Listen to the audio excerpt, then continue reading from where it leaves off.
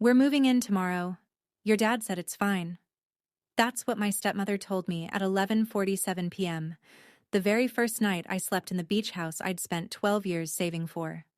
$4.8 million. Every penny mine. And before I could even respond, she added, "If you don't like it, you can find somewhere else." I didn't scream. I didn't cry. My hands were shaking so hard I nearly dropped the phone. But I smiled. Because I knew exactly what I was going to prepare for their arrival. What Victoria didn't know was that her phone call wasn't just rude. It was the last mistake she'd ever make under the Beckett name. And the surprise I prepared? It took 220 people, one gala stage, and a single manila envelope to deliver. Before I go on, please take a moment to like and subscribe, but only if you genuinely connect with this story. Drop a comment and let me know where you're watching from and what time it is where you are. My name is Bonnie Beckett. I'm 34 years old and I live in Charleston, South Carolina. Now, let me take you back to March 2025, the week I quit my job and thought I was finally free. My mother died when I was 17. Ovarian cancer, diagnosed in April, gone by September. 5 months. That's all the warning I got before the person who loved me most in this world simply wasn't in it anymore. My father, Gerald Beckett, was a well-respected real estate attorney in Charleston's low-country legal circle. He grieved the only way he knew how, by working until he couldn't feel anything. 2 years later, he married Victoria Hale. At first, she was warm, attentive. She brought homemade lemon bars to Sunday dinners and called me sweetheart, with what I genuinely believed was sincerity. But 6 months after the wedding, the lemon bars stopped, and so did the sweetness. It started small. Victoria suggested I move out of my childhood bedroom, the one with the window seat my mother had built, so Paige, her daughter from a previous marriage, could have a proper dressing room. I looked at my father, waiting for him to say something. He squeezed my shoulder. "It's just a room, kiddo." It was never just a room. By Christmas 2011, I wasn't in the family photo. Victoria positioned everyone in front of the fireplace and somehow there was no space left when I walked in. "Oh," she said, adjusting Paige's collar. "I thought you said you didn't want to be in it." I paid for my own college. Full scholarship to the College of Charleston, plus 2 part-time jobs, one at a bookstore, and one tutoring statistics. Paige went to a private university in Savannah, tuition fully covered by my father. When I once asked him why the difference, he looked confused. "Victoria said you preferred being independent." Her favorite phrase, "I'm not being mean, I'm being practical." She used that line every single time she cut me out of something, and for 15 years, I let her. Here's the thing about being invisible inside your own family. It gives you an extraordinary amount of privacy. After graduating summa cum laude in finance, I took a junior analyst position at Meridian Strategy Group, a boutique consulting firm in downtown Charleston. Within 3 years, I was leading client engagements. Within 7, I was a senior strategy consultant managing restructuring projects for companies with revenues north of $200 million. By the time I left, my base salary plus performance bonuses totaled roughly $340,000 a year. Victoria never knew. She never asked. At family dinners, the ones I was invited to, which grew fewer each year, she'd wave her hand when my work came up. "Bonnie does something with spreadsheets." Then she'd turn to Paige. "Tell them about your new marketing campaign, sweetheart. Paige is the successful one." I let her believe that. I let all of them believe it. Starting in 2013, I funneled every dollar I didn't need into index funds and 2 rental properties, a duplex in West Ashley and a townhouse near the medical university. I lived modestly. I drove a 7-year-old Honda. I wore clothes from Target to Thanksgiving dinners at my father's house, while Victoria showed off a new Cartier bracelet each year. By March 2025, my net worth sat at approximately $5.2 million. Not a soul in my family had any idea. The only person who knew everything was Marcus Trent, my attorney since 2019, a sharp-eyed specialist in real estate law and financial fraud. It was Marcus who first flagged something strange in July 2024, while reviewing my father's property records for an unrelated inheritance question. "There's a transfer deed for the Mount Pleasant house," he told me. "Gerald's signature on it looks off. I'm saving a notarized copy, just in case." I thanked him. I filed it away. I wasn't ready to fight. Not yet. By February 2025, my body made the decision my mind had been postponing for years. I stopped sleeping. Not the Instagram kind. Not, "Oh, I only got 5 hours." I mean, I would lie in bed staring at the ceiling fan for entire nights, my brain cycling through client deliverables and risk models until my chest felt like someone was standing on it. My doctor, a no-nonsense internist named Dr. Priya Langford, sat me down after my blood work came back showing cortisol levels she described as alarming. She told me to take at least 6 months off. No negotiations. I submitted my resignation on February 28th. My managing partner, Martin Collier, shook my hand and said, "The door's always open when you're ready, Bonnie." I walked out of the office carrying a single box, and for the first time in a decade, I didn't know what to do next. Then I remembered my mother. She used to talk about a little house by the ocean. Nothing fancy, just somewhere with a porch and the sound of waves. She said she'd buy it when she retired. She never retired. I found the listing on a Thursday afternoon. Sullivan's Island, just 20 minutes from Charleston. 6 bedrooms, whitewashed cedar siding, a wraparound porch that faced the Atlantic. 4,200 square feet. Listed at $4.8 million. I called Marcus. I called my mortgage broker. I put down 20%, $960,000, on March 5th and closed on March 21st. I moved in on March 22nd, a Saturday. That first night, I sat on the porch with a glass of wine, listening to waves break against the shore, and for the first time in longer than I could remember, I felt like I belonged somewhere. I didn't tell anyone in my family, but Paige saw an Instagram story from a mutual friend who'd tagged Sullivan's Island and recognized me in the background. She told Victoria, and that night, my phone rang. 11:47 p.m. Victoria's number glowing on my screen. I hadn't answered a call from her in 3 months, but something about that first night in the house, the wine, the waves, the foolish feeling that maybe things could be different, made me pick up. "Paige told me about your little beach house," Victoria said. No hello. No congratulations. Her voice had that clipped, organizing tone she used when rearranging furniture or rearranging people's lives. How nice. "Listen. Your father and I need a change of scenery. The city's been exhausting. We're moving in tomorrow. Your dad said it's fine." I was silent for 5 seconds. She filled them. "The master bedroom, obviously. Paige will take the room with the ocean view. You can have the one in the back. It's small, but you're used to small." My free hand gripped the porch railing. Did Dad actually say that? Can I talk to him? He's sleeping. Don't wake him. You know his heart. And honestly, Bonnie, if you don't like it, you can find somewhere else. It's not like you can't afford a motel. My hands were trembling. My jaw was locked. But my voice came out steady, almost gentle. "Sure, Victoria. I'll prepare everything for your arrival." She hung up without saying goodbye. She never said goodbye. I sat in the dark for 20 minutes, staring at the ocean I couldn't see. Then I called my father. It was 12:15 a.m. He picked up on the second ring, wide awake. "Sweetheart," he said, "I didn't say any of that. Victoria told me you invited us down for the weekend." That's when it clicked.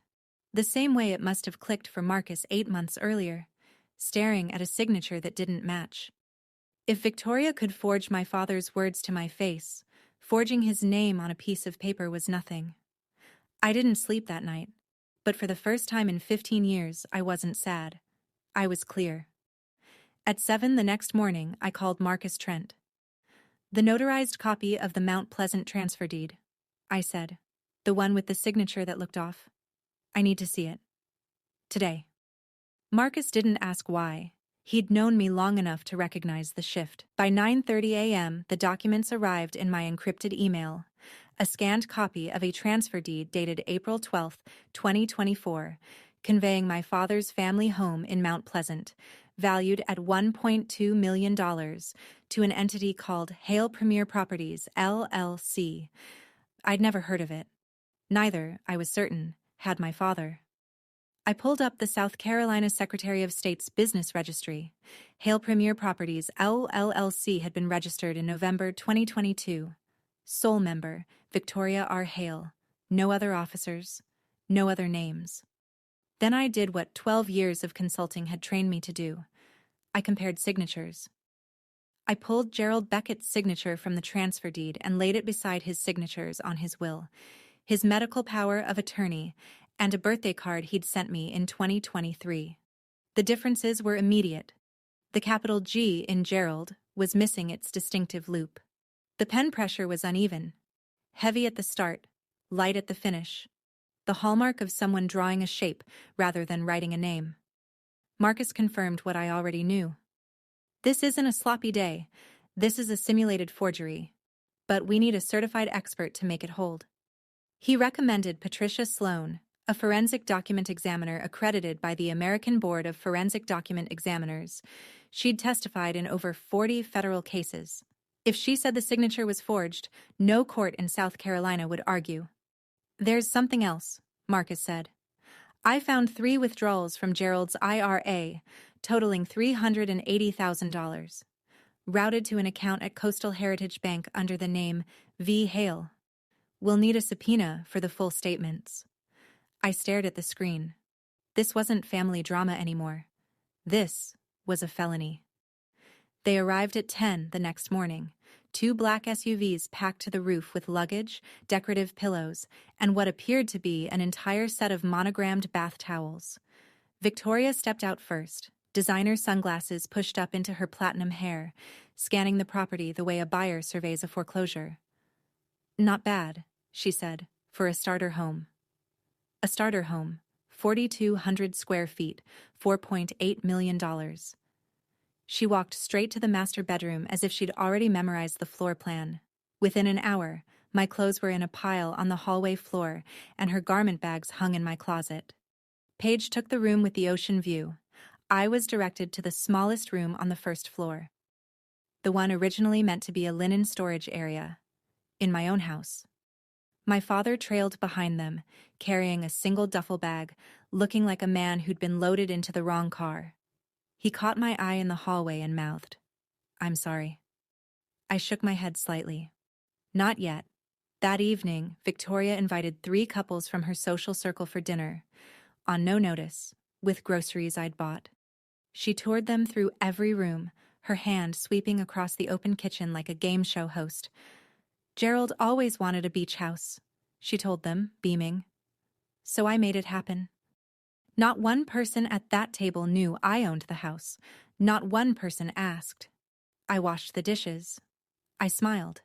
And at 9:47 p.m., my phone vibrated with an email from Marcus. Patricia Sloan had completed her preliminary examination. Her finding, the signature on the Mount Pleasant deed, was, quote, highly likely to be a simulation forgery. I dried the last glass, set it on the shelf, and went to my tiny room. At 11, when the house was quiet, a second email arrived from Marcus. The subject line read, "Call me first thing tomorrow. This is bigger than we thought." I waited until 6:45 a.m., then slipped out the back door and walked down to the beach. The tide was low, the sand still dark with moisture. I called Marcus from the waterline, where the waves would cover my voice. "The IRA withdrawals were just the start," he said. She opened a supplementary credit card under Gerald's name, his social security number, his credit history, her as authorized user. Current balance, $47,000.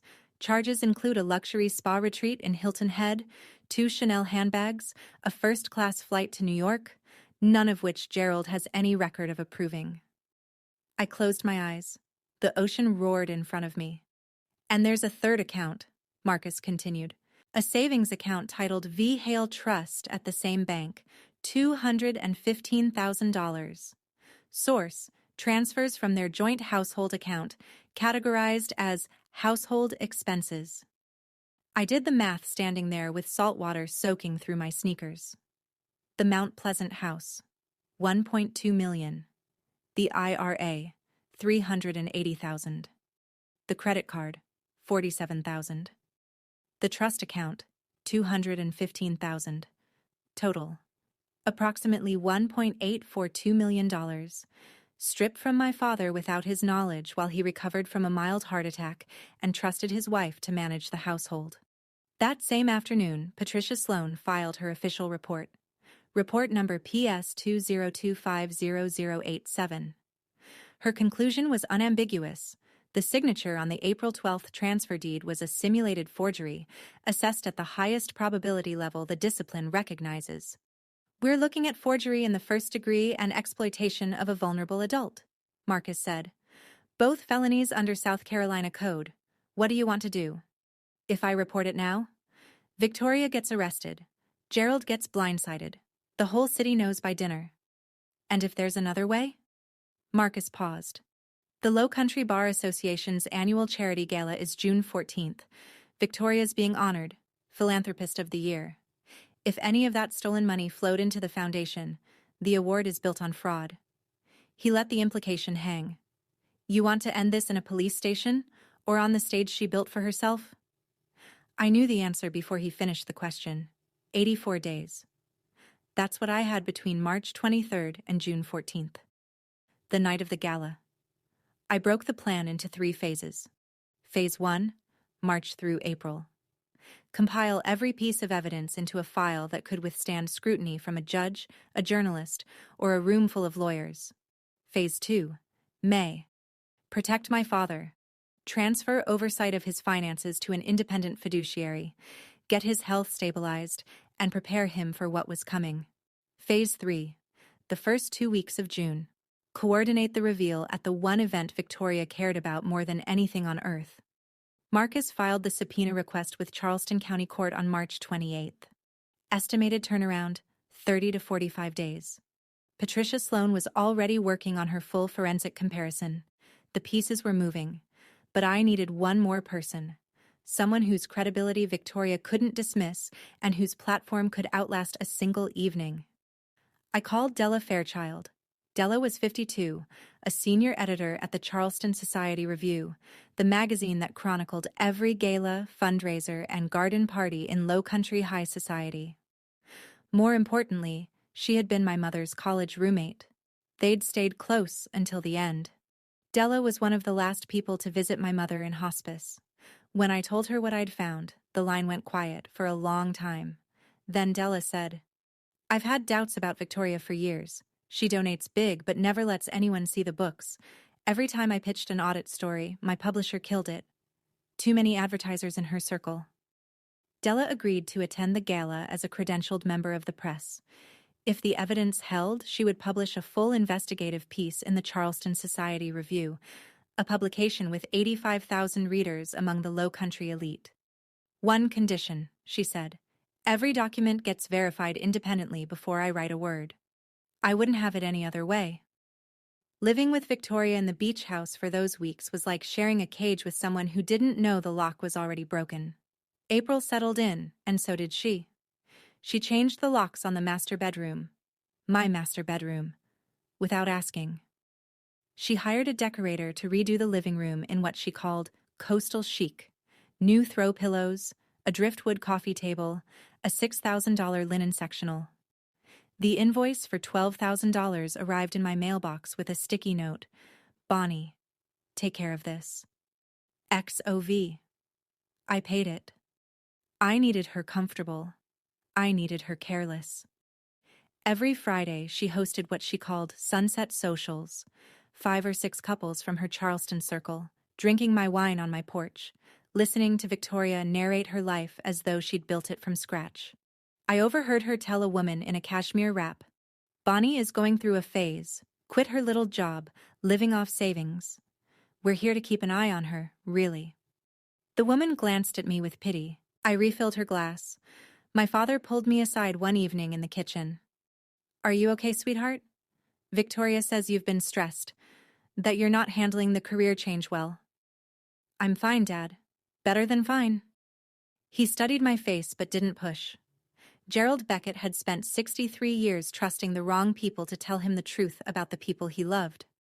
One afternoon, while Victoria was at a spa appointment, I picked up the iPad she'd left on the kitchen counter. Her browser history was still open. The most recent search: how to add name to property deed South Carolina. She wasn't just visiting, she was planning to put her name on my house. That evening, Marcus called. Subpoena's been approved, bank statements in 2 weeks. He hesitated. But Bonnie, there's another account we haven't seen yet. The Coastal Heritage Bank statements arrived in Marcus's office on the first Monday of May, sealed in a courier envelope marked confidential. Court order enclosed. He called me at noon. I sat in my car in the Sullivan's Island public parking lot, the only place I could be certain Victoria wouldn't overhear. The V. Hale account matches what we expected. $380,000 from Gerald's IRA, deposited in 4 installments between January and October 2024. Marcus said. The credit card we already knew about. $47,000. You said there was another one. There is. A savings account titled V. Hale Trust. Balance as of last month, $215,000. All of it transferred from the joint household checking account Gerald shares with Victoria. Each withdrawal listed as household expenses: groceries, maintenance, utilities. Except it all went to this separate account. I stared through the windshield at the marsh grass bending in the wind. Total damage? $1.2 million for the house, $380 from the IRA, $47 on the card, $215 in the trust account. Grand total, approximately $1.842 million. He let that number sit. Marcus, if I tell my father now, he'll confront her. He won't be able to help it. And that could wreck the gala plan. Or worse, his heart. I know. But he needs to hear it before that night.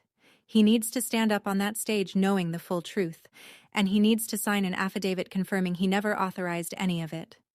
We settled on June 1st, 13 days before the gala. Early enough for Gerald to prepare. Late enough that Victoria wouldn't have time to build a counter-narrative. That same week, Patricia Sloan sent an addendum to her report. The handwriting in the forged signature on the Mount Pleasant deed was consistent with the handwriting on the fraudulent credit card application. Same person, same pen habits, same crime. June 1st, a Sunday. I woke before dawn and watched the sky turn from charcoal to pale gold through my tiny first-floor window. Victoria wouldn't be up until 9.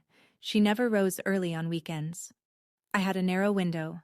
I found my father on the porch at 5:45 a.m., sitting with a cup of coffee he'd made himself, watching the pelicans glide over the breakers.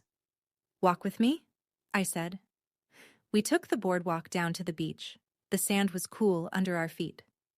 I waited until we were far enough from the house that even shouting wouldn't reach. Then I opened the folder. I showed him the transfer deed, the forensic report, the bank statements, all 3 accounts. I showed him the LLC registration for Hale Premier Properties, filed in his wife's maiden name. I laid it out the way I'd lay out a client presentation. Facts first, implications second, questions at the end. Gerald read every page. His hands trembled. A vein in his temple pulsed. For 3 full minutes, neither of us spoke. The only sound was the ocean pulling at the shore. "I didn't sign this," he said finally, his voice barely audible above the waves. "I've never heard of this company. I didn't authorize any of these transfers." He pressed his palms against his eyes. When he lowered them, they were red. "I'm sorry, Bonnie. God, I'm so sorry. I should have protected you." "You didn't know, Dad." She made sure you didn't know. Gerald agreed to everything. The affidavit, the gala, the silence, until June 14th. Marcus notarized his sworn statement 2 days later at his downtown office with a certified witness present. As we walked back to the house that morning, my father stopped at the bottom of the boardwalk stairs. He pulled me into a hug, the first in 8 years, and he whispered so quietly I almost missed it. "Your mother would be proud." I didn't know yet that my mother's voice would reach me one more time before this was over, in a way I never could have predicted. 13 days. Victoria spent every one of them preparing for the night she believed would crown her legacy. She hired a personal stylist, $3,500 for a single consultation. She ordered a custom champagne-colored gown from a boutique on King Street, $8,200, fitted twice, hemmed to the millimeter. Every evening after dinner, she stood in front of the master bedroom mirror and rehearsed her acceptance speech, gesturing to an invisible audience with the practiced grace of someone who'd been performing generosity her entire life. On June 8th, she told me I was expected at the gala. "For appearances," she said, "you'll sit in the back, obviously, but I need the family there. It looks better for the photos." She paused, then added, "Wear something simple. This isn't your night." "Of course, Victoria. I wouldn't dream of stealing your spotlight." Behind the scenes, every gear was turning. Marcus finalized the evidence file, Gerald's affidavit, Patricia Sloane's forensic report, the complete bank statements, the Hale Premier Properties LLC registration, and a printout of Victoria's browser search history recovered from the household iPad. All originals, all verified, sealed in a manila envelope. On June 10th, Marcus met with Judge Raymond Holt, the president of the Low Country Bar Association, who was personally overseeing the gala. Marcus presented the file. Judge Holt reviewed it for 45 minutes in his chambers, asked 3 clarifying questions, and then removed his reading glasses. "This is deeply serious," he said, "under Section 7.3 of our association bylaws. Any substantiated allegation of financial misconduct must be addressed before an honorific is conferred. I'll make the arrangements." Victoria didn't know. She was too busy choosing between diamond studs and chandelier earrings. On June 12th, she saw me talking on the phone in the garden and stopped. "Who was that?" "Spa," I said, "booking a blowout for the gala." She looked me over. "Don't go overboard. That night is mine." Then, on the evening of June 13th, one day before the gala, my phone buzzed with a text from a number I didn't recognize. "I know Victoria isn't who you think she is. Meet me at Waterfront Park, 3 p.m. tomorrow."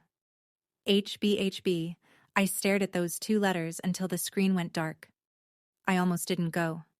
The gala was hours away, and the last thing I needed was a distraction from a stranger with cryptic initials. But something about the certainty in that message. "I know Victoria isn't who you think she is," told me this person had been waiting a long time to say it. Waterfront Park, 3 p.m., June 13th. The sun was brutal, the kind of Charleston afternoon that makes the air shimmer above the pavement. I sat on a bench near the pineapple fountain and watched a woman approach. Tall, silver-haired, somewhere in her early 60s, wearing a pressed linen blazer despite the heat. She walked like someone who had rehearsed being calm. "Bonnie Beckett?" She extended her hand. "My name is Helen Briggs." HB Helen sat beside me and told me a story I'd never heard, one Victoria had buried so deep that even Google couldn't find it easily. Before Gerald, before Charleston, before the Hale Beckett Foundation and the philanthropist persona, Victoria had been married to a man named Richard Briggs, a successful dentist in Savannah. They wed in 2005. By 2009, it was over. After Richard discovered that Victoria had quietly transferred $190,000 from their joint accounts into a personal savings account she'd opened under her maiden name. "He didn't press charges," Helen said. "He wanted a clean divorce, wanted to forget. I respected that for 16 years. But I saw your name in a blog post by Della Fairchild, something about women in Charleston consulting, and I recognized you, Gerald Beckett's daughter." She looked at me steadily. "Victoria has a pattern, Bonnie. She finds men who are successful but trusting, takes control of the finances, and bleeds them dry. Your father is not her first victim." Helen handed me a manila folder, a certified copy of the divorce decree, Briggs v. Hale, 2009, with the phrase "dissipation of marital assets" highlighted in yellow. 2 husbands, 2 sets of stolen funds, the same playbook, 16 years apart. "I stayed quiet because I was ashamed," Helen said. "If I can help your father, I will." I thanked her, and I called Marcus before I even reached my car. The night of June 13th settled over the beach house like a held breath. Victoria was in the master bedroom, rehearsing her speech one last time. Through the door, I could hear the cadence of her voice rising and falling, grateful, humble, rehearsed to perfection. In the next room, Paige was arranging jewelry on the dresser, holding up earrings to her reflection, completely unaware that by tomorrow night, every piece of the life her mother had constructed would be scattered across a ballroom floor. My father knocked on my door at 10 o'clock. His face was drawn, but his eyes were steady. The eyes of a man who had finally stopped looking away. He held a small wooden box, walnut, with a tarnished brass clasp.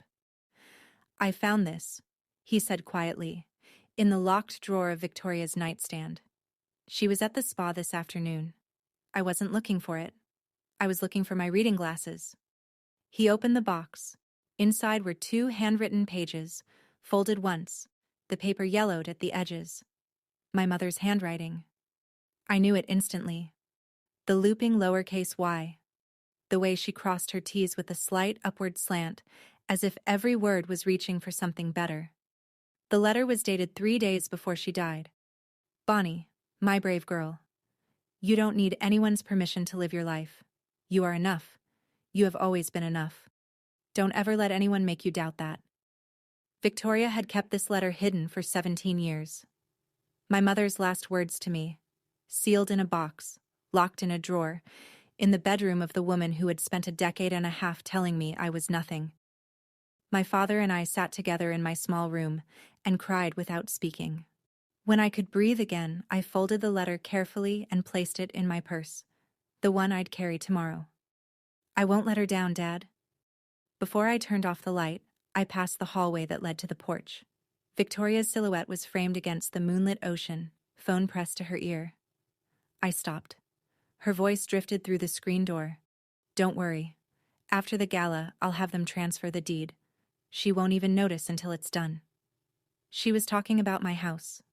The house I'd bought with 12 years of invisible labor, and she was planning to take it the moment her trophy was in hand. I went to bed. I set my alarm for 6 a.m., and for the first time in 84 days, I slept soundly. June 14th, 2025. The morning arrived bright and still, the kind of low-humidity Charleston day that makes everything look sharper than it has any right to be. At 8 a.m., I was in Marcus Trent's office, a glass-walled suite on the 3rd floor of a converted warehouse on East Bay Street. The manila envelope sat between us on his desk like a loaded weapon laid flat. We reviewed the contents one final time, the forged transfer deed with Patricia Sloane's forensic report, number PS202500087, the Coastal Heritage Bank statements for all 3 accounts, Gerald's notarized affidavit, signed and witnessed on June 3rd, the Hale Premier Properties LLC registration, the divorce decree from Briggs vs. Hale, 2009, and a screenshot of Victoria's browser history. The search for how to add a name to a property deed in South Carolina. Timestamped, device identified, saved to PDF. "Helen Briggs confirmed this morning," Marcus said. "She purchased a ticket through Della, table 12. She's ready." At 10 o'clock, Marcus met Judge Holt at the courthouse for a final briefing. The judge had already informed the gala's organizing committee. The Philanthropist of the Year award would be paused before presentation, pending a matter related to the nominee that requires the association's attention. The committee agreed, reluctantly, but unanimously. No one in Charleston's legal elite wanted their signature award tainted by unexamined fraud. Victoria, meanwhile, spent the morning in a state of radiant oblivion. She emerged from the master bedroom at 2 o'clock in her champagne gown, hair swept into a high chignon, diamond pendant catching the light. She surveyed me in my simple black dress and pearl earrings the way a queen surveys a chambermaid. "At least try to look like you belong there, Bonnie." I met her gaze. "Don't worry, Victoria. Tonight, everyone will know exactly where I belong." She frowned, a brief crease between perfectly filled brows, but she was already checking her reflection in the hallway mirror. She had bigger things on her mind. Or so she thought. The grand ballroom of the Belmont Charleston Place was the kind of room designed to make ordinary people feel extraordinary, and extraordinary people feel immortal. Crystal chandeliers the size of small cars, floor-to-ceiling windows draped in ivory silk. Round tables set with bone china and sterling flatware, each one anchored by a centerpiece of white peonies and flickering votives. 220 guests, attorneys, circuit court judges, state legislators, founders of nonprofits, real estate developers, and the social columnists who chronicled their every handshake. Black tie, impeccable manners. In a room like this, reputation wasn't just currency, it was oxygen. Victoria moved through the crowd as though the evening had been choreographed around her. She kissed cheeks. She clasped hands.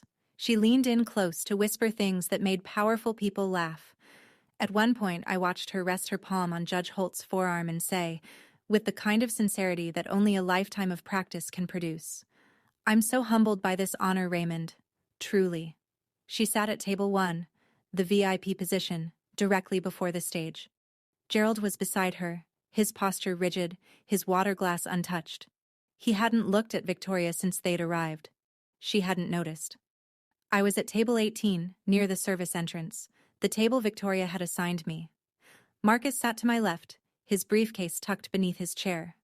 At table 12, I could see Helen Briggs, silver hair, linen blazer, watching the room with the patience of someone who'd waited 16 years for this evening. In the press section, Della Fairchild adjusted her recorder and opened a fresh page in her notebook. At 8:30, the MC tapped the microphone. "Ladies and gentlemen, before we move to the evening's awards presentation, the association has a brief announcement." Victoria straightened in her chair. She smoothed her gown. She smiled, the generous, camera-ready smile she'd been rehearsing in mirrors for weeks. Then Judge Raymond Holt rose from his seat, walked to the podium, and said, "Ladies and gentlemen, I regret to inform you that we have received information requiring our attention before we proceed this evening." 220 pairs of eyes turned to the stage. Victoria's smile didn't falter. Not yet. But I saw her fingers tighten around her napkin.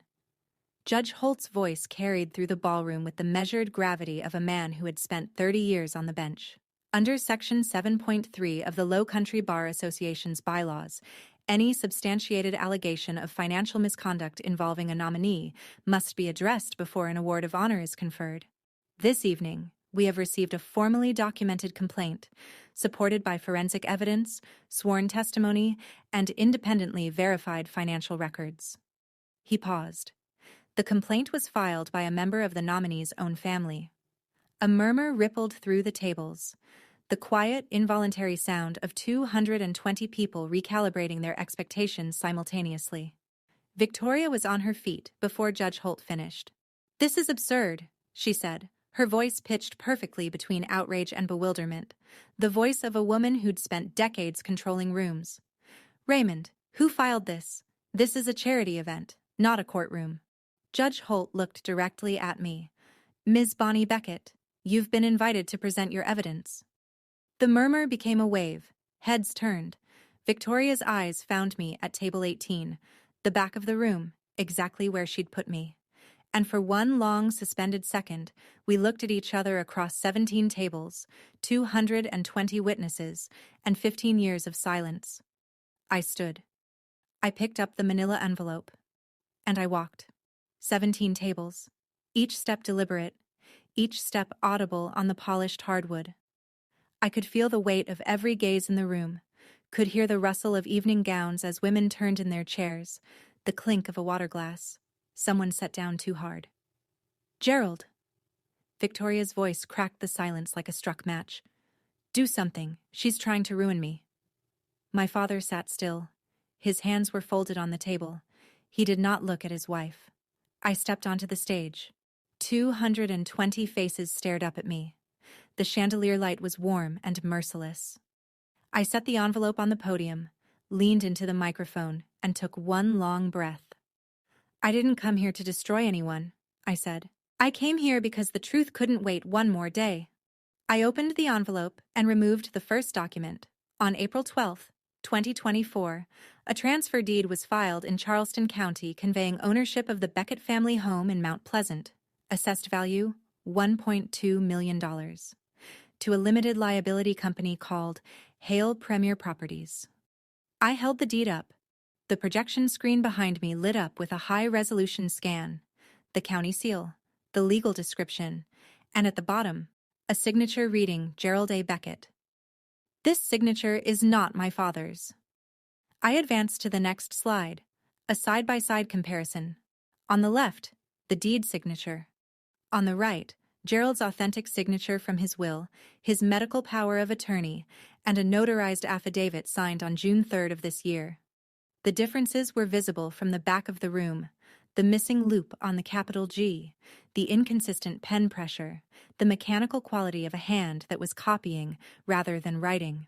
This analysis was conducted by Patricia Sloan, a forensic document examiner accredited by the American Board of Forensic Document Examiners with testimony in over 40 federal proceedings. Her conclusion, stated in Report PS2-02-50087, the signature is a simulated forgery at the highest probability level recognized in the field. The ballroom was silent, not the polite silence of a formal event. The airless silence of a room that has collectively stopped breathing. My father rose from table 1. His voice was hoarse but clear. I did not sign that document. I did not know that company existed. And I did not authorize the transfer of my home. Victoria gripped the edge of the table. Gerald, tell them you signed it. Tell them. He looked at her for the first time that evening. Then he slowly shook his head. Somewhere at table 5, a man set his fork down on his plate. The tiny clink rang out like a gavel. I pulled the second set of documents from the envelope. Between January and October 2024, 4 withdrawals totaling $380,000 were made from Gerald Beckett's individual retirement account and deposited into a savings account at Coastal Heritage Bank. The next slide appeared: redacted bank statements with the routing numbers, dates, and amounts highlighted. The account is registered under the name V. Hale. I heard a chair scrape. Someone at table 9 whispered something to the person beside them. Additionally, a supplementary credit card was opened using Gerald Beckett's Social Security number, without his knowledge or consent. Current balance: $47,000. Charges include luxury travel, designer purchases, and personal spa treatments, none of which appear in Gerald's personal records. The third slide, a separate savings account titled V. Hale Trust, holds $215,000 transferred from the Beckett's joint household checking account, disguised as routine household expenses. I set the statements on the podium. The total amount diverted from my father's assets without his knowledge or authorization is approximately $1.842 million. Under South Carolina Code Section 433510, the financial exploitation of a vulnerable adult, my father is 63 years old with a documented cardiac history, is a felony. Victoria turned to the room.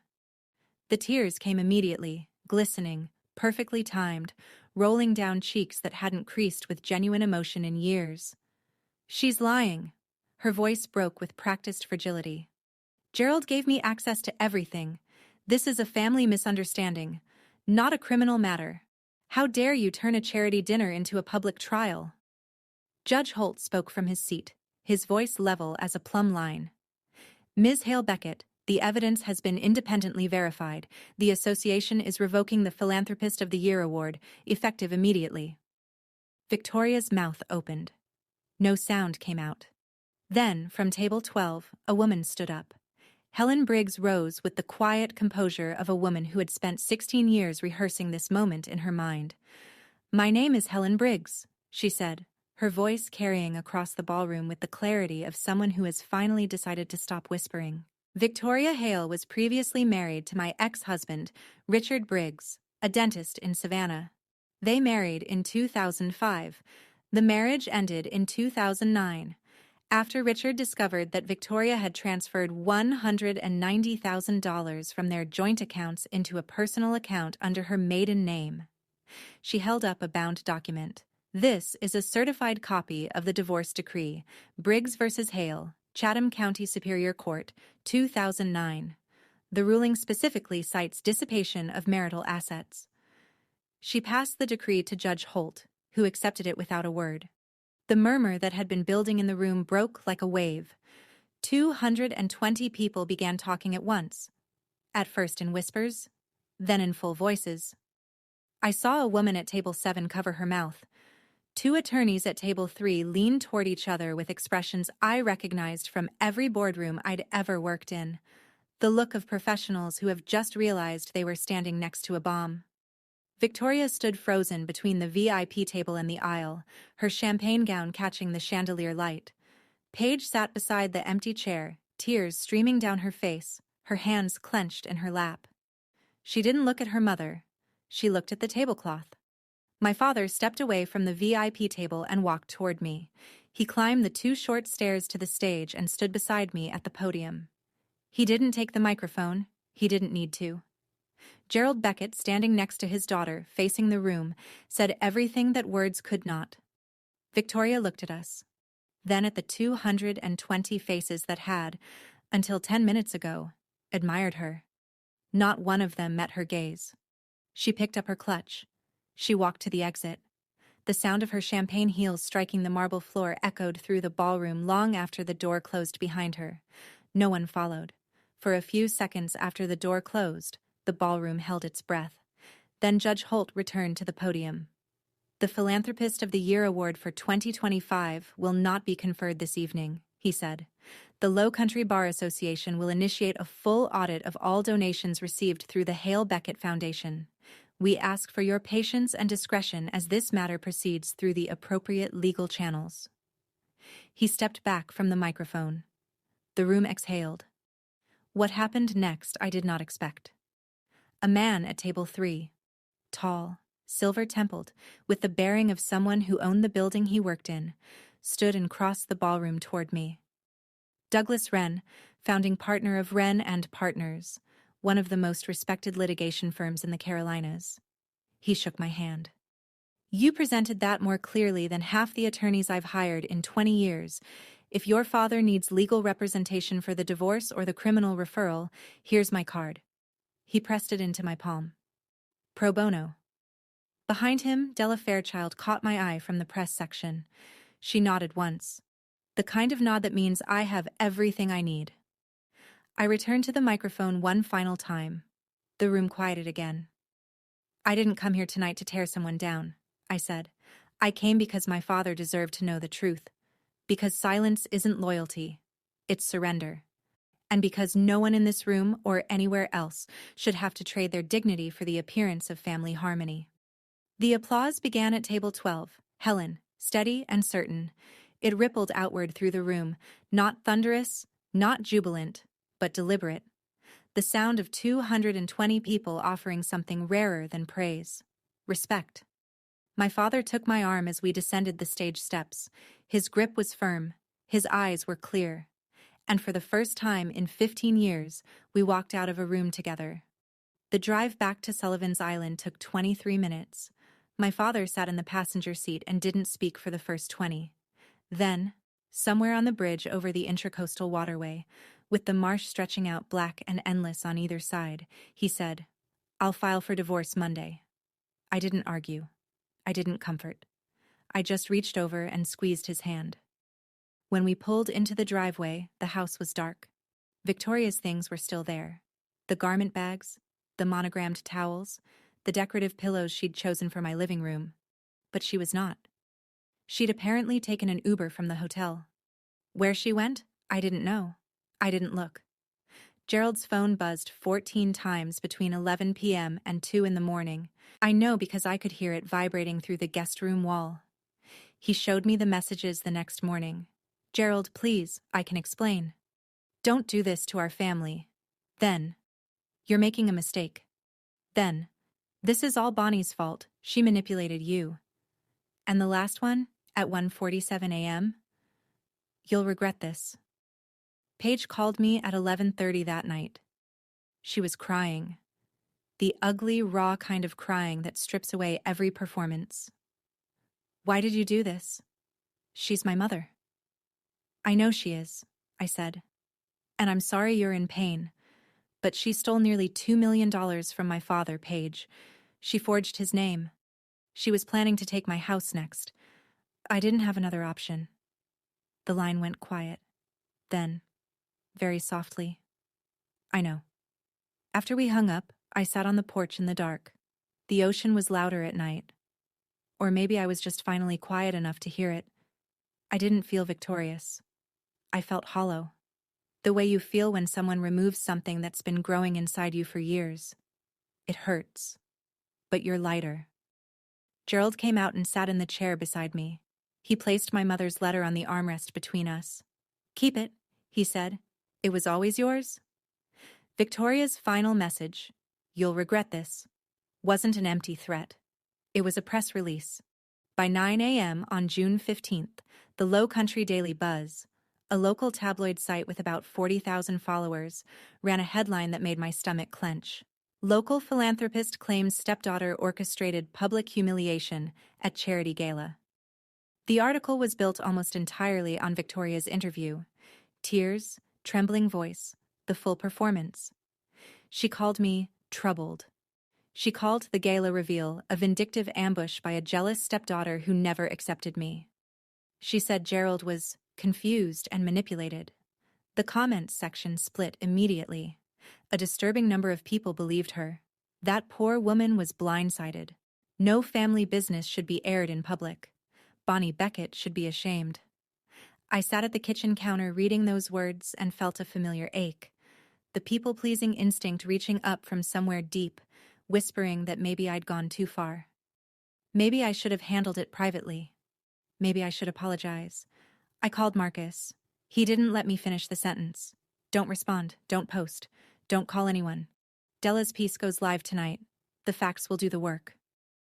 2 hate emails arrived that afternoon, from women in Victoria's social circle, both of whom had been dinner guests at my own table in my own house, drinking my wine. One wrote, "You should be ashamed of yourself. Victoria has given more to this community than you ever will." The other simply wrote, "Karma is real, Bonnie." I thought about that word. Karma. I thought about Victoria forging my father's name, draining his retirement, hiding my mother's last letter in a locked drawer for 17 years, and still managing to make half the internet feel sorry for her. I wondered, have you ever been in a situation where you knew you did the right thing, but the world made you feel like a villain for it? If you have, tell me in the comments. Because that afternoon, I needed someone to tell me I wasn't crazy. Then, at 6 o'clock, my phone lit up with a push notification from the Charleston Society Review. Breaking full evidence of financial fraud by Victoria Hale Beckett. Sources confirmed. Della kept her word. Della Fairchild's article was 3,200 words of surgical journalism. No speculation, no adjectives, just evidence stacked like bricks. She published the forged deed alongside Patricia Sloan's forensic analysis. She printed the bank statements with the routing numbers redacted, but the amounts and account names intact. She quoted Judge Holt on the record. The evidence presented was sufficient to warrant immediate revocation of the award and referral to appropriate authorities. She included a full timeline of Victoria's financial activity, the LLC registration in 2022, the IRA withdrawals through 2024, the credit card opened without Gerald's knowledge, and she laid the Briggs divorce decree beside it like a mirror. The headline alone was enough: "The Philanthropist Who Stole. Inside Victoria Hale Beckett's Double Life."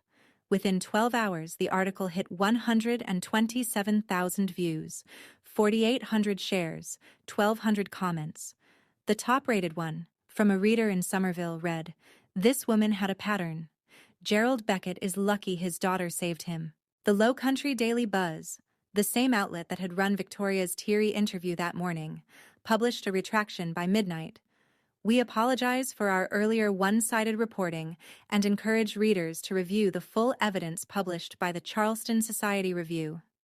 The Low Country Bar Association released a formal statement the following morning.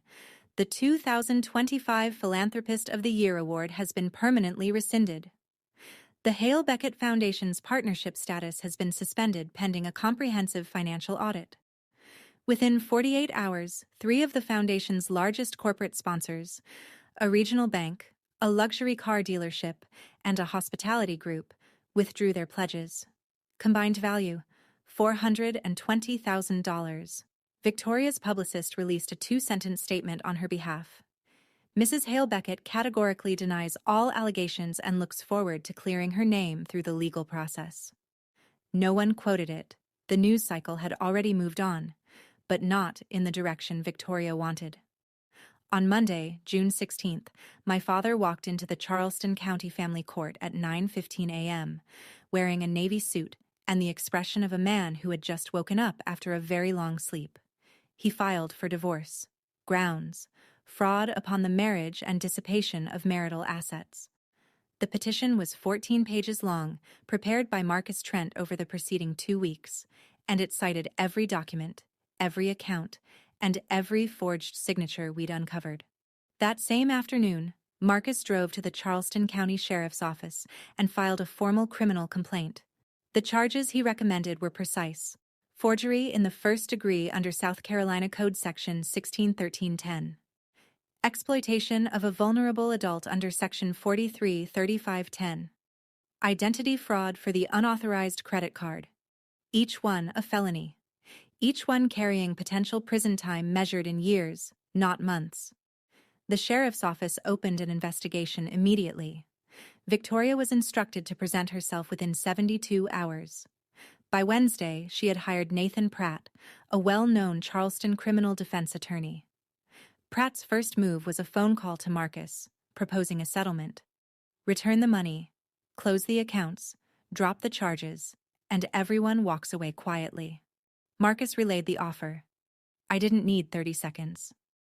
No settlement, I said. My father is entitled to the full protection of the law, not a handshake in a conference room.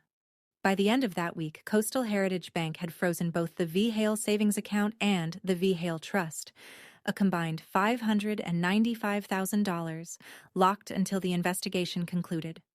Paige called me that Thursday, her second call since the gala. Her voice was calmer this time, quieter. Can we talk? She asked. Not as enemies. I never thought of you as my enemy, Paige, I said.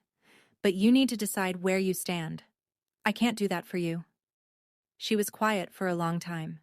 Then she said, I know. The final number arrived on July 2nd. The Low Country Bar Association's emergency audit of the Hale Beckett Foundation uncovered what Marcus had suspected from the beginning. The rot went deeper than the personal accounts. $85,000 in charitable donations had been reclassified through a series of internal transfers and quietly redirected toward Victoria's personal expenses. Event planning invoices that turned out to be catering for her private dinner parties. Administrative costs that matched the exact amount of her monthly spa membership, and a $10,000 consulting fee paid to Hale Premier Properties, LLC, the same shell company used to steal my father's house. The revised total, $1.927 million. On that same day, the Charleston County Grand Jury returned a formal indictment, 4 felony counts: forgery in the first degree, exploitation of a vulnerable adult, identity fraud, misappropriation of charitable funds. Victoria surrendered herself at the county courthouse, posted $75,000 bail, and was released with a GPS ankle monitor and a court order prohibiting contact with Gerald Beckett. The restraining order was granted the same afternoon, 200 feet, no exceptions. Della Fairchild published a follow-up. The Post and Courier, South Carolina's largest daily newspaper, picked up the story. So did the Charleston City paper. Conservative estimates place the combined readership at over 500,000. On social media, the hashtag Hale Beckett fraud trended regionally for 3 days. Victoria's name, once synonymous with charity luncheons and society page features, now returned only one kind of search result. Her defense attorney, Nathan Pratt, floated the idea of a countersuit. Defamation against me. Marcus's response was a single sentence in an email. Every statement made at the gala was supported by independently verified evidence reviewed in advance by a sitting judge. We welcome the discovery process. The countersuit was never filed. In the first week of July, after the indictment and the restraining order and the newspaper headlines had all settled into a kind of exhausted stillness, I sat down with my father on the porch of the beach house. the same porch, the same chairs. But nothing else was the same. "Dad," I said, "I love you. I need you to hear that first, because what I'm about to say might not sound like love, but it is." He nodded. He was listening, really listening, maybe for the first time in years. "I'm not going back to being the version of me that made everyone comfortable. I spent 15 years being the quiet one, the accommodating one, the daughter who never complained because she didn't want to make trouble. That's over. If we're going to have a relationship, a real one, it has to be built on honesty. You tell me the truth. I tell you the truth. And neither of us lets anyone else rewrite the story." His eyes glistened, but he didn't look away. "I'm going to start seeing someone," he said. "A therapist. I need to understand how I let this happen, how I let someone stand between me and my own daughter for 15 years without seeing it. That's all I'm asking." That evening, I wrote an email to Paige. I kept it short and clear. "I don't hate you. I never did. But I need you to understand that what your mother did was criminal, not a misunderstanding, not a family squabble. If you want to build something real between us, it starts with acknowledging that. I'm not asking you to choose sides.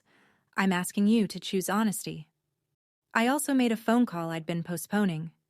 To Dr. Elaine Marsh, a licensed clinical social worker specializing in family trauma. My first appointment was scheduled for the following Tuesday. Setting boundaries, it turns out, isn't a single dramatic moment on a stage. It's a series of quiet decisions made in ordinary rooms, and the hardest boundary to enforce is the one you set with yourself. The letter arrived in mid-July. Not an email, not a text, but 3 handwritten pages in a cream-colored envelope with no return address. I recognized Paige's handwriting immediately. She still dotted her I's with tiny circles, the way she had when she was 14 and I was 21, and we'd briefly, before Victoria made it clear that closeness between us was unacceptable, been something like friends. She wrote, "Bonnie, I've been crying for 3 weeks. Not because my mother was arrested, because I finally realized what I've known for 15 years and refused to say out loud. I watched her treat you like you didn't exist. I watched her take your bedroom, your holidays, your place in family photos. I watched her call you the leftover at a dinner party, and I laughed along because it was easier than defending you. I was comfortable, and comfort made me complicit. I'm not writing to ask for forgiveness. I haven't earned that. I'm writing because you deserve to hear someone in this family say, 'I saw it. It was wrong. And I did nothing. I've started seeing a therapist. I want to be someone who tells the truth, even when it costs me something. If you're willing, I'd like to try to know you. Not as stepsisters who tolerate each other, but as 2 adults who choose honesty over convenience.'" I read the letter twice. The second time, I cried. She had also included something I hadn't expected, a confession. Victoria had told Paige years ago that I'd received a large inheritance from my mother and refused to share it with the family. "That's why she doesn't come to holidays," Victoria had said. "She thinks she's better than us." It was, of course, completely fabricated. My mother left no money. She left a letter, and even that had been stolen. I wrote back, "I appreciate your courage, Paige. Let's start slow." We met at a coffee shop on King Street at the end of July. We talked for 3 hours. It wasn't comfortable. It wasn't polished. But it was the most honest conversation I'd ever had with anyone who shared my last name. December 2025, 6 months later. I'm sitting on the porch of the Sullivan's Island house, the same spot where this whole story began with a glass of wine and a phone call at 11:47 p.m. The waves sound the same. The salt air tastes the same, but I am not the same woman who sat here in March. My father lives in the guest cottage now, 50 steps from the main house. He finalized his divorce in October. The settlement restored every stolen dollar to his accounts, or at least the dollars that could be recovered. He sees his therapist every Thursday. His cardiologist says his numbers are better than they've been in 3 years. Last Tuesday, he made dinner for the 2 of us. The first time he'd cooked since my mother was alive. It was terrible. I ate every bite. I went back to work, but not to Meridian. I founded Beckett Advisory Group, a solo strategic consulting practice based out of a small office on East Bay Street. My first 3 clients included Douglas Wren's firm, the man who shook my hand at the gala and offered his card. Revenue in the first quarter exceeded my projections by 14%. Victoria's trial is scheduled for March 2026. 4 felony counts. If convicted, she faces 5 to 15 years. I don't think about it as much as I used to. Paige visits the island once a month. We're not close, not yet. But we're honest. And that's worth more. Della Fairchild's follow-up article, Bonnie Beckett, the woman who chose truth over silence, was republished by Forbes Women in their Fall Voices column. I didn't read it for 2 weeks. When I finally did, I read it beside my mother's letter. The last line my mother ever wrote to me was this: "You are enough, always." Every morning I open that letter. Every morning I sit on this porch and watch the Atlantic stretch out toward the horizon. And every morning I know something I didn't know a year ago. I'm here because I chose to be. Not because someone permitted it. Not because I earned the right by silence. Because I am enough. I always was. If you stayed until the end of this story, thank you. Truly. This wasn't about revenge. It was about the moment you stop shrinking so that someone else can feel tall. If you're in a relationship where you've been making yourself smaller, in your family, at work, anywhere, I hope you heard something tonight that reminded you, your boundaries are not selfish. They are survival.